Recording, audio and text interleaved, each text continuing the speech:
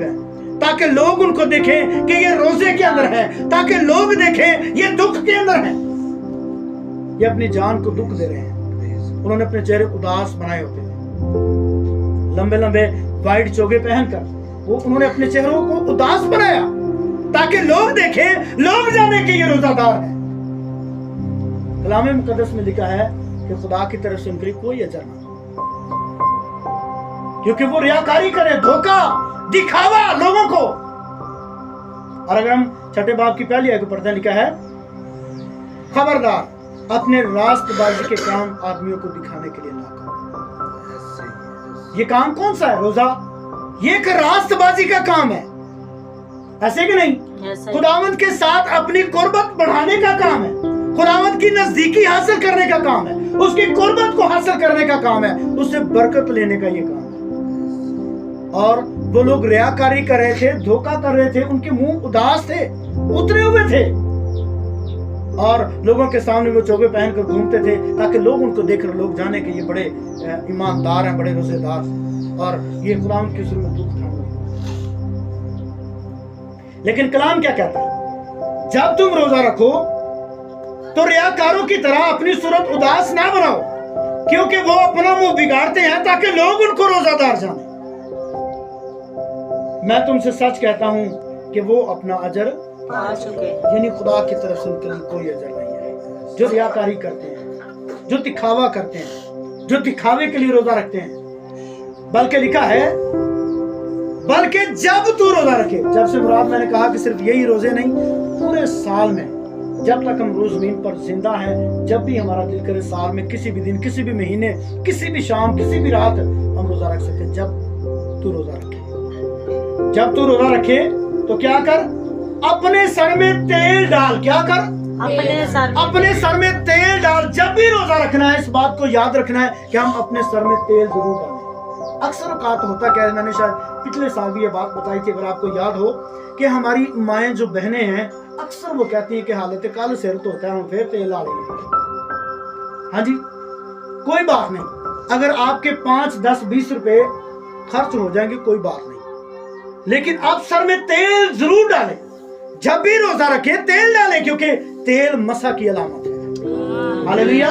जब आप अपने सर में तेल डालेंगे, जब हम अपने सर में तेल डालेंगे तो इस बात की अलामत होगी, खुदा इस बात को, क्योंकि खुदा ने ये बात दर्ज करवाई है ना यहाँ पर, तो यहाँ पर जब हम अपने रोजा रखकर अपने सरों में तेल डालेंगे, खुदावंद के रूह कुद्स यानी खुदावंद की अनाइंटिंग, उसकी हजूरी और मामूरी यहाँ पर ठहरेगी। हालेलुया। और हम बरकत को रिसीव करेंगे, क्योंकि ये कोई आम कुर्बानी नहीं है, बल्कि ये एक सख्तरी कुर्बानी हम अपने बदनों से गुजार रहे हैं। और अगर हम बाइबल मुकद्दस में अखबार की किताब का मुताला करते हैं, सख्तरी कुर्बानी का क्राइटेरिया बड़ा सख्त है, बड़ा सख्त क्राइटेरिया है। अगर हम देखते हैं तो सख्तरी कुर्बानी के अंदर जो जानवर कुर्बान किया जाता था, उसकी ये जो उसके जो टांगे हैं दोनों चारों, ये अलग कर ली जाती थी, फिर उसकी सारी अंतड़ियां निकाली जाती थी, चर्बी को निकाल लिया जाता था, फिर उसको धोकर उन अंतड़ियों को और पायों को फिर वो खुदावंद की हुजूर में दोबारा वो अंतड़ियां कुर्बानी को चढ़ाई जाती थी, उनको जलाया जाता था।